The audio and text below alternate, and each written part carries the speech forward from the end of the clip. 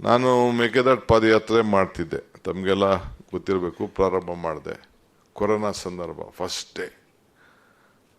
ನಾನು ಭಾಳ ಕಷ್ಟಪಟ್ಟು ಅದನ್ನು ಮೇಕೆದಾಟು ರಾಜ್ಯದ ಹಿತಕ್ಕೆ ನನ್ನದೇ ಆದ ಚಿಂತನೆ, ನನಗೇನು ಅನುಕೂಲ ಇಲ್ಲ ವೈಯಕ್ತಿಕವಾಗಿ, ರಾಜ್ಯಕ್ಕೆ ಅನುಕೂಲ ಆಗಲಿ ಅಂಥೇಳಿ ನಾವೆಲ್ಲ ಒಂದು ಮೇಕೆದಾಟು ಪಾದಯಾತ್ರೆನ ಮಾಡಿದೆವು ಕೋವಿಡ್ ಸಂದರ್ಭದಲ್ಲಿ.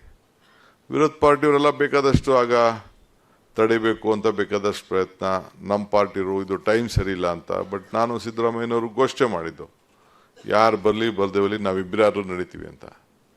ಅಲ್ಲಿ ನೀವು ನೋಡಿರಬೇಕು, ಸಂಗಮದಿಂದ ಒಂದು ದೊಡ್ಡ ಕರ್ವ್ ಇದೆ, ಒಂದು 7-8 ಕಡೆ ತಿರುಗಬೇಕು. ಎಲ್ಲ 3-4 ದಿನ ಹಗಲು ರಾತ್ರಿ ಕೆಲಸ ಮಾಡ್ತಾರೆ, ನಡೀತಾ ಇದೆ. ಅಲ್ಲಿ ಸ್ವಲ್ಪ ನಮ್ಮ ಹುಡುಗರು ಒತ್ತಡಕ್ಕೆ ಸ್ವಲ್ಪ ತಳ್ತಾ ಇದ್ರು. ಸ್ವಲ್ಪ 1-2-3 ಕಡೆ 1-2 ಶೇಕ್ ಆಗಿದೆ. ಟಿ ವಿ ಯಾರು ಅದನ್ನ ಹಿಡಿದ್ಬಿಟ್ಟು ಏನು ವರ್ಷಗಟ್ಟಲೆ ಕುಡ್ದು ನಡೀತಾವನೆ ಅಂತ ಅದನ್ನು ಬರೆದು ಈಗೂ ಅದನ್ನು ಹಾಕ್ತಾನೆ ಅವರೇ. ಈಗ ಅದನ್ನು ಮಜಾ ಅಂದರೆ ಬೇರೆಯವ್ರ ಮಜಾ ತಗೊಳಕ್ಕೆ ನಮ್ಮನ್ನು ಬಳಸ್ಕೊತಾ ಇದ್ದಾರೆ.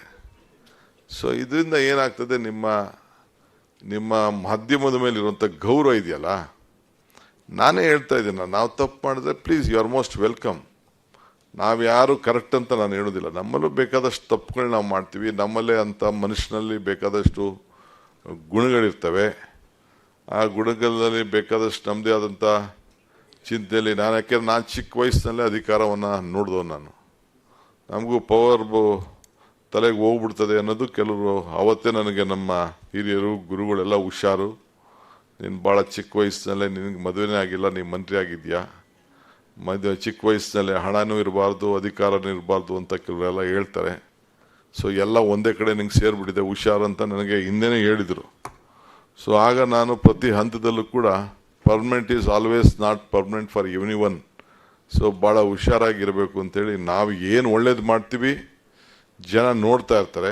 ಅದಕ್ಕೆ ಈ ಸಂದರ್ಭದಲ್ಲಿ ನಾವು ಏನಾದ್ರು ಒಂದು ಒಳ್ಳೇದು ನಮ್ಗೆ ಸಿಕ್ಕಿದಂಥ ಅವಕಾಶದಲ್ಲಿ ಒಳ್ಳೇದು ಮಾಡಬೇಕು ಅನ್ನೋ ದೃಷ್ಟಿಯಿಂದನೇ ನನ್ನದೇ ಆದಂಥ ನಂಬಿಕೆಯಲ್ಲಿ ನನ್ನದೇ ಆದಂಥ ಶ್ರಮಕ್ಕೆ ಫಲ ಸಿಗ್ತದೆ ಅಂಥೇಳಿ ಇವತ್ತು ಈ ರಾಜ್ಯದಲ್ಲಿ ನಮಗೆ ಪಕ್ಷ ಒಳ್ಳೆ ನಂಬರ್ ಬಂದು ಇವತ್ತು ನಮ್ಮ ಪಕ್ಷ ಈ ಸ್ಥಾನದಲ್ಲಿ ಕುಣಿಸಿದೆ. ನಾನು ಈ ರಾಜ್ಯಕ್ಕೆ ಏನಾದ್ರು ಒಂದು ಕೊಡುಗೆ ಸಾಕ್ಷಿ ಗುಡ್ಡೆಗೆ ಬಿಟ್ಟು ಹೋಗಬೇಕು ಅಂತ. ಸೊ ಅದರಿಂದ ಮಾಧ್ಯಮ ಸ್ನೇಹಿತರಿಗೂ ನಾನು ರಿಕ್ವೆಸ್ಟ್ ಮಾಡ್ಕೊಳ್ಳೋದಿಷ್ಟೇ, ನಿಮ್ಮನ್ನು ಬಿಟ್ಟು ನಾವು ಬದುಕಲಿಕ್ಕೆ ಸಾಧ್ಯ ಇಲ್ಲ. ಈಗ ನಾನು ಪ್ರೆಸಿಡೆಂಟ್ ಆಫ್ ಇಂಡಿಯಾ ನನಗೆ ಕೊಟ್ಟಿದ್ದ ಇನ್ವಿಟೇಷನ್, ಇವರು ಮೊನ್ನೆನೋ ಇನ್ವಿಟೇಷನ್ ಮುಂಚಿತವಾಗಿ ಅವ್ರೇನು ನನ್ನ ಟ್ರೈನ್ ಫಿಕ್ಸ್ ಮಾಡಿರಲಿಲ್ಲ. ಬಟ್ ಆಯಿತು ಅಂತೇಳಿ ಮಧ್ಯ ಟೈಮ್ ಮಾಡ್ಕೊಳ್ತೀನಿ ಅಂತ ಹೇಳ್ತಿದ್ದೆ. ಈಗ ಜಸ್ಟ್ ನಾನು ಮನೆಯಿಂದ ಹಾಸ್ಪಿಟ್ಲಿಂದನೇ ರೊಟೀನ್ ಚೆಕಪ್ ಹೋಗೋನು, ನಾನು ಮನೆಗೂ ಹೋಗಲಿಲ್ಲ. ಸಾಮಾನ್ಯವಾಗಿ ಮನೆಗಿಂದ ಹೊರಡೋನು ನಾನು 5 ನಿಮಿಷ ದೇವ್ರ ಪೂಜೆ ಮಾಡಿಬಿಟ್ಟು 2 ನಿಮಿಷ ಪೂಜೆ ಮಾಡಿಬಿಟ್ಟು ಹೊರಡ್ತಾ ಇರ್ತೀನಿ. ಇವತ್ತು ಅದಕ್ಕೆ ಹೋದ್ರೂ ಟೈಮ್ ವೇಸ್ಟ್ ಆಗ್ತದೆ ಅಂತೇಳಿ ತಿರ್ಗಿ ಆಮೇಲೆ ಹೋಗಿ ನಾನು ಮಾಡೋಣ ಪೂಜೆ ಮಾಡೋಣ ಅಂಥೇಳಿ ಈಗ ನಿಮ್ಮ ಹತ್ರ ಬಂದು ನಿಮ್ಗೆ ನಮಸ್ಕಾರ ಹೇಳ್ತಾ ಇದ್ದೀನಿ. ಈಗ ಫಸ್ಟು ನಿಮ್ಗೆ ಪೂಜೆ ಮಾಡೋಕ್ಕೆ ನಾನು ಗಾಂಧಿ ಭವನದಲ್ಲಿ ಮುಂದಕ್ಕೆ ಬೇಕಾದಷ್ಟು ಅವಕಾಶ ಸಿಗ್ತದೆ. ಎಲ್ಲರೂ ಕೂಡ ತಾವೆಲ್ಲ ಭಾಳ ಹಿರಿಯರೆಲ್ಲ ಇದ್ದೀರಿ. ಇದು ಬರೆಯೋವರೆಗೂ ನಿಮ್ಮ ಸುದ್ದಿ, ಬರೆದ ಮೇಲೆ ಸಮಾಜ ಸುದ್ದಿ. ಇಟ್ ಈಸ್ ಪಬ್ಲಿಕ್ ಆಸ್ತಿ ಆಗೋಯ್ತದೆ. ನೀವು ಬರೆಯೋವ್ರಿಗೆ ಮಾತ್ರ ನಿಮ್ಮದು, ನಿಮ್ಮ ವಿಚಾರ ಏನಿದೆ ಏನು ತಿಳ್ಕೊಂಡಿದ್ದೀವಿ ಅದು ಮಾತ್ರ ಬರೆದು ಬಿಡ್ತೀರ ಅಷ್ಟೇ. ಬರೆದಾದ್ಮೇಲೆ it is public property. So ಯಾರು ಯಾವ ರೀತಿ ವಿಶ್ಲೇಷಣೆ ಆಗ್ತಂತೆ. ಈಗ ಫೇಕ್ ನ್ಯೂಸ್ ಅಟ್ಯಾಕ್ ಕೂಡ ನಡೀತಾ ಐತೆ. ಫೇಕ್ ನ್ಯೂಸ್ ಏನೇನೋ ಹಾಕಿ ಕೊಟ್ಟು ಮಾಡಿ ಕೊನೆಗೆ ಈ ಸೋಷಿಯಲ್ ಮೀಡಿಯಾ ವಿವಿಧ ರೀತಿ ಬಂದ ಮೇಲೆ ಅದು ಒಂದು ವೈರಸ್ ಅಟ್ಯಾಕ್, ಫೇಕ್ ನ್ಯೂಸ್ದೇ ಒಂದು ವೈರಸ್ ಅಟ್ಯಾಕ್ ಆಗಿಬಿಟ್ಟಿದೆ. ಅದನ್ನು ನಿಯಂತ್ರಣ ಮಾಡಲಿಕ್ಕೆ ಕೇಂದ್ರ ಸರ್ಕಾರ ಮತ್ತು ರಾಜ್ಯ ಸರ್ಕಾರ ವಿವಿಧ ಕಾನೂನುಗಳು ಕೂಡ ತಂದಿದ್ದೇವೆ. ನಾವು ಕೂಡ ಭಾಳ ಎಚ್ಚರಿಕೆಯಿಂದ ಇದ್ದೇವೆ. ಎಲ್ಲರಿಗೂ ಮಾರ್ಗದರ್ಶನ ಕೊಡ್ತಾ ಇದ್ದೀವಿ. ಆ ಫೇಕ್ ನ್ಯೂಸಿಂದ ದೇಶದಲ್ಲಿ ರಾಜ್ಯಗಳಲ್ಲಿ ಅನೇಕ ಕೋಮು ಗಲಭೆಗಳು, ಬೇರೆ ಬೇರೆ ಗಲಭೆಗಳು ಎಲ್ಲ ಕೂಡ ನಡೀತಾ ಇರೋದು ಒಳ್ಳೆ ಸಮಸ್ಯೆ ಇದೆ. ಅದರಿಂದ ನಾನು ಹೇಳೋದು, ನಾವು ಸುದ್ದಿ ಥರನೇ ನಾವು ನೋಡಬೇಕಾಗಿದೆ. ಆದರೆ ಸುದ್ದಿಯಲ್ಲಿ ಪ್ರಾಮಾಣಿಕತೆಯನ್ನು ಗಮನಿಸಬೇಕಾಗಿದೆ.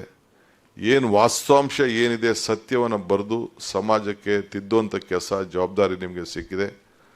ದೊಡ್ಡ ದೊಡ್ಡ ಹಿರಿಯರೆಲ್ಲ ವಿವಿಧ ರೀತಿಯಲ್ಲಿ ನಿಮ್ಮ ಬಗ್ಗೆ ಗಾಂಧೀಜಿಯಿಂದ ಹಿಡಿದು ದೊಡ್ಡ ದೊಡ್ಡ ಹಿರಿಯರೆಲ್ಲ ನಿಮ್ಮ ಬಗ್ಗೆ ವಿವಿಧ ರೀತಿ ವ್ಯಾಖ್ಯಾನವನ್ನು ಮಾಡಿದ್ದಾರೆ. ದೊಡ್ಡ ದೊಡ್ಡ ನಾಯಕರುಗಳೆಲ್ಲ ಈ ದೇಶದ ಸ್ವಾತಂತ್ರ್ಯ ಹಿನ್ನೆಲೆಯಲ್ಲೂ ಕೂಡ ಇವತ್ತಾದ್ರೆ ಇಷ್ಟೊಂದು ವಿಚಾರಗಳು ಬಂದ್ಬಿಟ್ಟಿದೆ. ಈಗ ಆರ್ಟಿಫಿಷಿಯಲ್ ಇಂಟೆಲಿಜೆನ್ಸ್ ಬೇರೆ ಬಂದ್ಬಿಟ್ಟಿದೆ. ಇನ್ನು ನಿಮಗೆ ಕೆಲಸ ಸುಲಭನೂ ಇದೆ, ಬಟ್ ಅದರಲ್ಲಿ ಏನೇನೋ ವಿವಿಧ ರೀತಿಯಲ್ಲಿ ನಾವೇನು ಫೀಡ್ ಮಾಡ್ತೀವಿ ಅದು ಮಾತ್ರ ಈಚೆ ಬಂದಿರ್ತದೆ. ಯಾರೇ ಫೀಡ್ ಮಾಡಲಿ ಮತ್ತೊಂದು ಮಾಡೋದು ಗ್ರಾಪ್ಸ್ ಮಾಡಿಬರ್ತದೆ. ಸೊ ಎಲ್ಲದೂ ಕೂಡ ನಾವು ಭಾಳ ಹುಷಾರಾಗಿ ಆಲೋಚನೆ ಮಾಡಿ, ಏನು ಈ ಮಾಧ್ಯಮದ ಅನೇಕ ನಿಮ್ಮ ಮೊದಲಿಂದ ಕೂಡ ಏನು ಒಂದು ಪದ್ಧತಿಯನ್ನು ತಾವು ಉಳ್ಕೊಂಡಿದ್ದೀರಿ, ಪ್ರಾಮಾಣಿಕತೆಯನ್ನು ಉಳಿಸ್ಕೊಂಡಿದ್ದೀರಿ. ಕೆಲವು ಮೀಡಿಯಾ ಭಾಳ ಎಕ್ಸ್ಟ್ರಾನರಿ, ನಾನು ಸುಮ್ಮನೆ ಹೇಳಬಾರ್ದು. ಅವರ ಕೆಲವು ಪೇಪರು ಅವ್ರು ಕಾಫಿ ಇಲ್ಲದೆ ಹೋದ್ರೂ ಚಿಂತೆ ಇಲ್ಲ, ಬೆಳಗ್ಗೆ ಎದ್ದ ತಕ್ಷಣ ನಮಗೆ ಕೆಲವು ಅಡಿಕ್ಷನ್ ಇದೆ, ನನಗೂ ಅಡಿಕ್ಷನ್ ಇದೆ. ಎದ್ದ ತಕ್ಷಣ ಅಟ್ಲೀಸ್ಟ್ ಒಂದು 3-4 ಪೇಪರಾದ್ರು ಹೆಡ್ಲೈನ್ನ ತಿರುಗಿಸ್ಬೇಕು. ಇಲ್ಲ ಅಂತಲೇ ನಮಗೆ ದೇಶದಲ್ಲಿ ಏನು ನಡೀತಾ ಇದೆ, ರಾಜ್ಯದಲ್ಲಿ ಏನು ನಡೀತಾ ಇದೆ ಅಂತ ಗೊತ್ತಾಗೋದಿಲ್ಲ. ರಾಜಕಾರಣ ಒಂದೇ ಅಲ್ಲದೆ ಸಮಾಜದಲ್ಲಿ ಏನೇನು ವಿಚಾರ ಆಗ್ತದೆ, ಏನೇನು ಸಮಸ್ಯೆ ಇದೆ, ಯಾರ ನೋವುಗಳೇನಾಗಿದೆ ಎಲ್ಲ ಕೂಡ ತಿಳಿಸುವಂಥ ಕೆಲಸ ಮಾಡ್ತಾಯಿರಿ. ನಾನು ಬೇರೆ ಸಂದರ್ಭದಲ್ಲಿ ಅನೇಕ ವಿಚಾರಗಳನ್ನು ಹಂಚ್ಕೊಳ್ಳಿಕ್ಕೆ ಪ್ರಯತ್ನ ಮಾಡ್ತಾಯಿದ್ದೀನಿ. ತಾವು ಬಂದು ಪಾಪ ನಮ್ಮ ಮಾಧ್ಯಮ ಸ್ನೇಹಿತರು ಮಧ್ಯದಲ್ಲಿ ನಿಲ್ಲಿಸಿ ನಾನು ಏರ್ಪೋರ್ಟ್ಗೆ ಹೋಗಬೇಕು ಅನ್ನೋ ದೃಷ್ಟಿಯಿಂದ ಅವರು ನಿಲ್ಲಿಸಿ ಈಗ ಅವ್ರಿಗೆ ನನಗೆ ಅನುವು ಮಾಡಿಕೊಟ್ರು. ನಿಮಗೆ ಶುಭವಾಗಲಿ. ನಾನು ಏರ್ಪೋರ್ಟ್ಗೆ ಹೋಗ್ಬೇಕಾದ್ರಿಂದ ದಯವಿಟ್ಟು ನನಗೆ ಕ್ಷಮಿಸಿ. ನಾನು ಆದಷ್ಟು ಜಲ್ದಿ ಆಲೇ ಟೈಮ್ ಆಯಿತು, ಇಷ್ಟೊತ್ತಿಗೆ ನಾನು ಬಿಡಬೇಕಾಗಿತ್ತು. ನಿಮ್ಮನ್ನು ಬಂದು ನಿಮಗೆ ಶುಭ ಹಾರೈಸಕ್ಕೆ ಮಾತ್ರ ಬಂದಿದ್ದೀನಿ. ನಿಮ್ಮೆಲ್ಲರೂ ಕೂಡ ಶುಭವಾಗಲಿ. ಮತ್ತೆ ನಿಮ್ಮನ್ನು ಭೇಟಿ ಮಾಡ್ತೀನಿ. ನಮಸ್ಕಾರ.